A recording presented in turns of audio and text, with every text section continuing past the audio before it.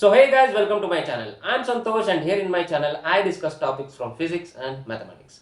As usual, today I'm here with one more new video for you guys, and this is the part 3 of the video series on trigonometric functions. Guys, in the first and second part we discussed about angles and its measurement, where we have also solved exercise problems related to that. And in this part we will continue our discussion further and study the following points. Guys, in the first part of this video, we will study trigonometric ratios, where we will revisit everything that we have studied in class 10th. And in the second part of this video, we will study the trigonometric functions, where we will see the definition of trigonometric functions and also some important relations between them. But before starting the discussion, I request you guys to watch the video until the very end. If you like the video, please give it a thumbs up. You can also share this video with your friends. Finally, don't forget to subscribe to my channel and click on the bell icon so that you will always be notified whenever I drop a new video. So guys, without wasting much of our time, let's get started.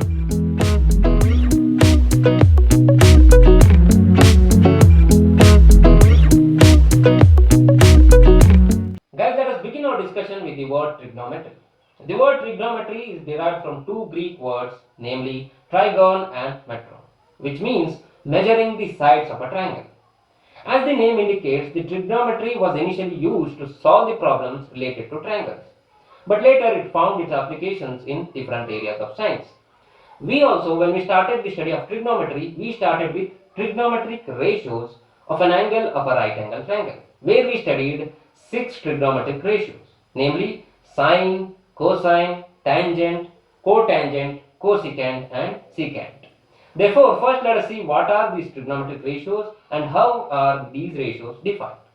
For that, we need to consider a right angle triangle.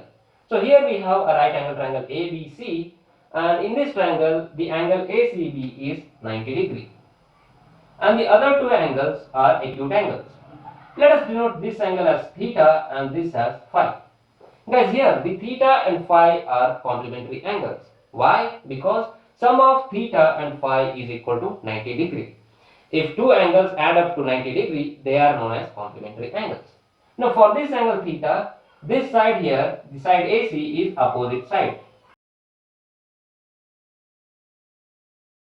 and this side BC is adjacent side.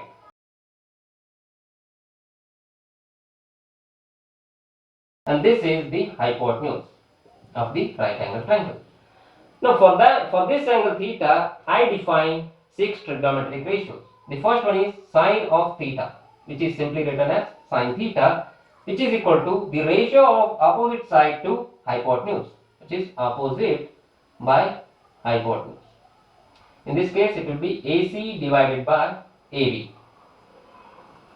And the next we have cos theta, which is the ratio of adjacent side to hypotenuse, which is adjacent side and hypotenuse.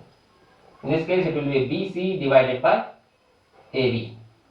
Next we have tangent, that is tan theta, which is opposite side divided by adjacent side. In this case, it will be AC divided by BC.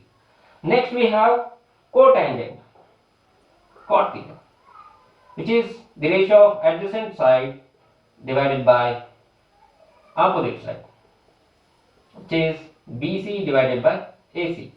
Next we have cosecant theta, that is cosec theta. Here it is the ratio of hypotenuse divided by opposite side, which is AB divided by AC, right? Finally we have secant theta or sec theta, which is equal to ratio of hypotenuse to adjacent side, which is AB divided by BC. These are the 6 trigonometric ratios that we started with. Here if you see, sine theta is basically the ratio of opposite side to hypotenuse. Cos theta is the ratio of adjacent side to the hypotenuse. And tan theta is basically the ratio of opposite side to adjacent side. And cot theta is the ratio of adjacent side to the opposite side. Cosec theta is the ratio of hypotenuse to the opposite side. And sec theta is the ratio of hypotenuse to the adjacent side. Now, just like this, we can also define the trigonometric ratios for the phi. Guys, if you observe these ratios carefully, you can identify some obvious relations between these ratios. Here, sin theta is defined as opposite side divided by hypotenuse, whereas cosec theta is defined as hypotenuse divided by opposite side, which means sin theta is equal to 1 by cosec theta. Similarly, cos theta here is defined as adjacent side divided by hypotenuse, whereas sec theta is defined as hypotenuse divided by adjacent side, which means cos theta is equal to 1 by sec theta. Finally, tan theta here is defined as opposite side divided by adjacent side, whereas cot theta here is defined as adjacent side divided by opposite side, which means tan theta is equal to 1 by cot theta. Guys, along with these definitions and relations, we also need to remember the values of these ratios for some important angles. Therefore, we need to memorize this table, which gives us the values of trigonometric ratios for important angles like 0 degree, 30 degree, 45 degree, 60 degree and 90 degree. Guys, now let us see three simple but important trigonometric identities. Number 1, sin square theta plus cos square theta is equal to 1. Number 2, 1 plus tan square theta is equal to sec square theta. Number 3, 1 plus cot square theta is equal to cosec square theta. Now let us do a quick proof of all these three trigonometric identities one by one. Guys, let us start with sin square theta plus cos square theta is equal to 1.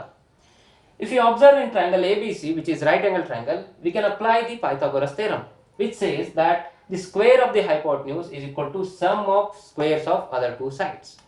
Here, AC square plus BC square is equal to AB square. Now, dividing this whole equation by AB square, I will get AC square plus BC square divided by AB square whole divided by, here also AB square and AB square. Now, AB square will give me 1, which here, if I separate it, AC square divided by AB square plus BC square divided by AB square. Now, this I can write it as AC divided by AB whole square plus this is BC divided by AB whole square. Now, if you observe here, AC is the opposite side and AB is the hypotenuse. Opposite by hypotenuse is basically the sin theta square, which is sin square theta. Here BC is the adjacent side and AB is the hypotenuse. This is cos square theta is equal to 1. Hence, sin square theta plus cos square theta is equal to 1. Guys, next we have 1 plus tan square theta is equal to sec square theta. For that also, let us use the same relation, that is the square of the hypotenuse is equal to sum of squares of the other two sides in a right angle triangle, which is given by Pythagoras theorem. Here AC is the opposite side, BC is the adjacent side and AB is the hypotenuse. Now, dividing the both sides of this equation by BC square, that is AC square plus BC square whole divided by BC square is equal to AB square divided by BC square. Now, separating these two terms, AC square divided by BC square plus BC square divided by BC square is equal to AB square divided by BC square. Now, this is basically AC divided by BC whole square, BC square will cancel, which is 1. This is AB by BC whole square. If you observe in this triangle, we have AC by BC, which is opposite by adjacent. This is tan theta, this will be tan square theta plus 1, which is equal to AB by BC. This is hypotenuse divided by adjacent, which is sec theta. So, in this case, it will be sec square theta. So, we get 1 plus tan square theta is equal to sec square theta. And finally, we have 1 plus cot square theta is equal to cosec square theta. For this also, we will use the same Pythagoras theorem, where we have AC square plus BC square is equal to AB square. AC is the opposite side, BC is the adjacent side and AB is the hypotenuse. Now, dividing this equation by AC square on the both sides, we have AC square plus BC square divided by AC square. We have AB square divided by AC square.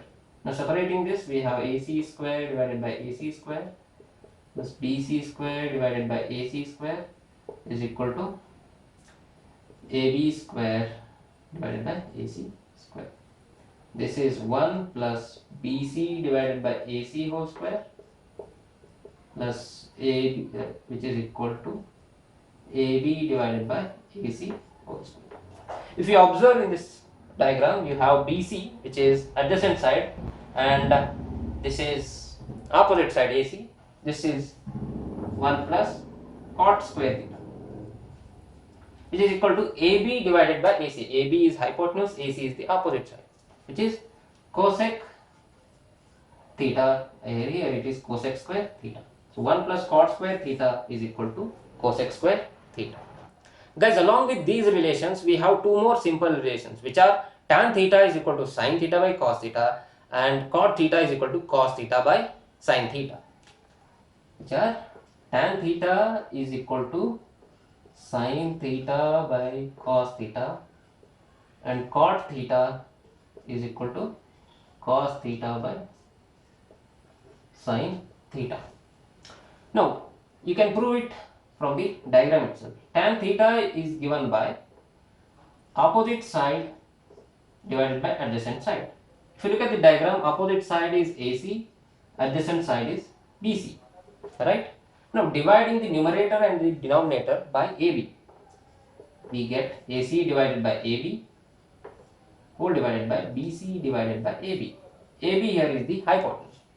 Now, AC by AB, the ratio AC by AB is the sin theta, that is the ratio of opposite side to the hypotenuse. This is sin theta, and this is cos theta, adjacent side to the hypotenuse. Easily you can see that tan theta is equal to sin theta by cos theta. Similarly, the cot theta. Cot theta is given by the ratio of adjacent side to the opposite side, which is BC divided by AC. Again, if you divide the numerator and denominator by AB, you get BC divided by AB and again AC divided by AB. This again here is cos theta and the denominator is sin theta. So tan theta is equal to sin theta by cos theta and cot theta is equal to cos theta divided by sin theta. Now with this we move to the second part of this video where we will study the trigonometric functions.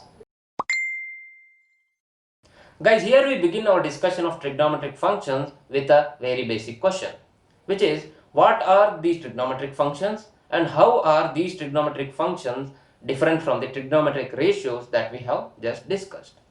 But before answering that question, let me first tell you what exactly a function is. A function is basically a relation that is established between two sets, where each element of one set is connected with the one element of the other set. And these two sets are known as domain and range of that function. Domain is basically the set of all the values for which function is defined. Set of all the values for which a function is defined. In other words, set of all the values for which the value of the function is definite. On the other hand, range is set of all the values that a function takes. Range is the set of all the values that a function takes. To make it more clearer, let me give you an example of a function. Here we have a function f of x which is defined as x square. This is basically a function that gives me a square of a number. Here domain is set of all the values that I can fill in the place of x for which the value of f of x is definite. Domain is set of all the values which I can fill in the place of x for which the value of f of x is definite. On the other hand, range is set of all the values that f of x takes for a corresponding value in the domain. For example, if I place the value of x as 1, I will get the value of f of x as 1.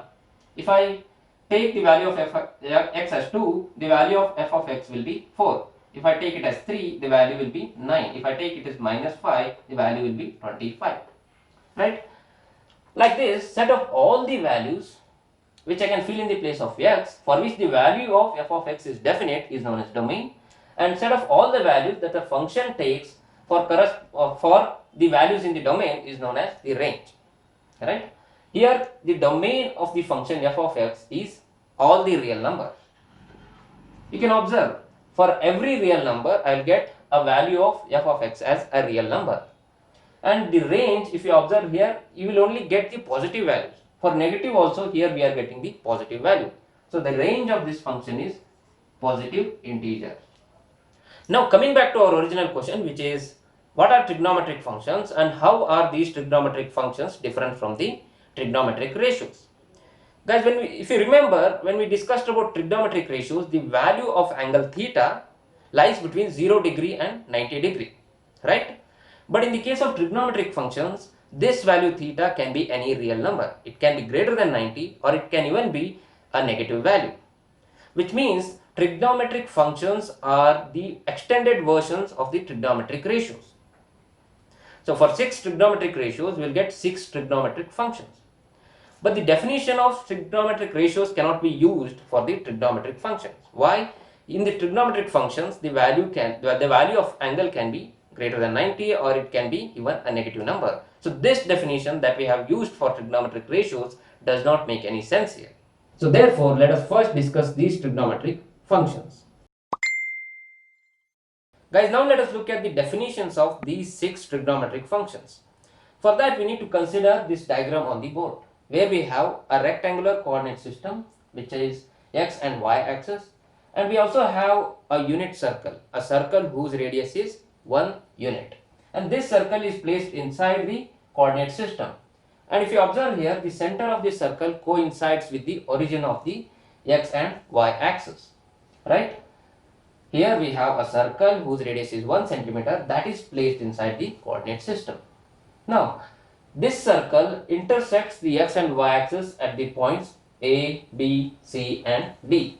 And the coordinates of A are 1, 0, the coordinates of the B are 0, 1, the coordinates of the C are minus 1, 0, and coordinates of the D are 0, minus 1.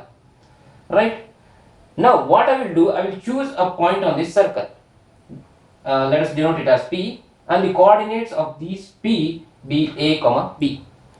So we have taken a point on the circle and the coordinates of that point are A, B. Now if I join the O and P, I will form angle AOP. Angle AOP, which is equal to x, positive x. Why? Because the rotation is in anti-clockwise direction. Now, corresponding to this angle x, we will get two coordinates. Just like this, for every angle in this figure, we will get two corresponding coordinates. Now, listen carefully. Corresponding to this x, as I said, we will get two coordinates, and cos of this angle x is the x coordinate, and sine of this angle x is the y coordinate. Now, x coordinate will represent the cos of this angle x and y coordinate will represent sine of this angle x. If you take any other angle, like for example here, for this angle also we will get two coordinates A, B, and these will be the corresponding values of cos x and sin x. Guys, if you observe here, we can find the value of cos x and sin x for any value of x. X can be any real number. It can be greater than 90 or it even can be a negative number. For example, we can take the value of x as negative angle. For this also we will get two coordinates. In this case, this x coordinate will be cos x and this y coordinate will be our sin x. So in the case of trigonometric ratios, we only had the values of x between 0 degree and 90 degree, but in the case of trigonometric functions, the value of x can be anything and we can find the value of the function for any value of the x. Guys, now that we know the definitions of sine and cosine functions, let us make some useful observations from this figure. The first observation is finding the values of cos x and sin x for some important values of x. For example, if the value of x is 0, then this point P here will coincide with this point A. In that case, cos 0 will be equal to 1 and sin 0 will be equal to 0. And the next case is if the value of x is pi by 2, which is 90 degree. In that case, this point P will come here and coincide with point B, which means cos pi by 2 is equal to 0 and sin pi by 2 is equal to 1. And if the value of x is equal to 2 pi, in that case the point P will coincide with C, which means cos pi is equal to minus 1 and sin pi is equal to 0.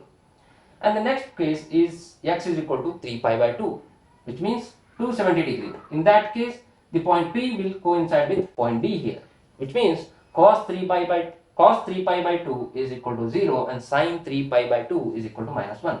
And finally, if the value of x is 2 pi, the point P will coincide with A again, which means cos 2 pi is equal to 1 and sin 2 pi is equal to 0. Similarly, you can find the value of cos x and sin x for the negative angles as well. In that case, if the value of x is minus pi by 2, the value of cos will be 0 and the value of sin will be minus 1. In the same way, you can find the values of sine and cosine for the all important negative angles as well. Observation number 2. Guys, here we have angle x, and for this angle we have two coordinates a comma b, which represents the value of cos x and sin x. Now, if we take one complete revolution from this point P, we will again come back to the same point, which means the value of cos and sin in that case will also be a and b. In other words, I can say that the increasing the value of x by 2 pi will not change the value of cos and sin. This is also true if we increase the value of x by 4 pi or 6 pi, which is increasing the value of x by 2 revolutions or 3 revolutions. In general, we can say that if we increase or decrease the value of x by integral multiples of 2 pi, the value of cos x and sin x will not change. And based on this observation, I can write that sin 2n pi plus x is equal to sin x and cos 2n pi plus x is equal to cos x, which means increasing or decreasing the value of x by integral multiples of 2 pi will not change the value of sine and cosine functions. Observation number 3. Guys, if you observe here, the value of sine 0 is 0. Similarly, sine pi is also 0, sine 2 pi is 0, sine 3 pi is 0, sine 4 pi is 0, and so on. For negative angles as well, sine minus pi is 0, sine minus 2 pi is 0, minus 3 pi is 0, and so on. So in general, we can say that sin x is 0 whenever the value of x is equal to integral multiple of pi, which is x is equal to n pi, where n is any integer. Similarly, in the case of cos x as well, the value of cos pi by 2 is 0, cos 3 pi by 2 is 0, cos pi by 2 is 0, and cos 7 pi by 2 and cos 9 pi by 2 is also 0. And for negative angles as well, cos minus pi by 2 is 0, cos minus 3 pi by 2 is 0, cos minus 5 pi by 2 is 0, and so on. Which means cos x is 0 whenever the value of x is odd integral multiple of pi by 2. Which means cos x is 0 when x is equal to 2n plus 1 pi by 2, where n is any integer. Guys, final and fourth observation. Here if we observe, for angle x we have a comma b, which is cos x is equal to a and sin x is equal to b. Similarly, for the angle minus x,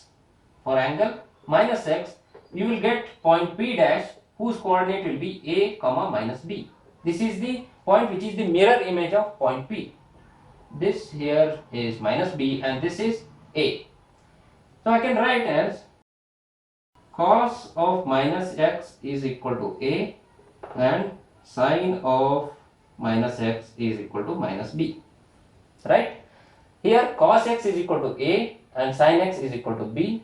Here cos of minus x is equal to a and sin of minus x is equal to minus b. Now, comparing these two, I can say that cos of minus x is equal to cos x and sin of minus x is equal to minus of sin x. Why? B is sin x. B is equal to sin x, so I can write it as sin of minus x is equal to minus sin x. Guys, now let us look at the definitions of the other four trigonometric functions. First, we have cosec x, which is given as 1 by sin x, and the value of x should not be equal to n pi. Why? Because for the integral multiples of pi, the value of sin x is 0.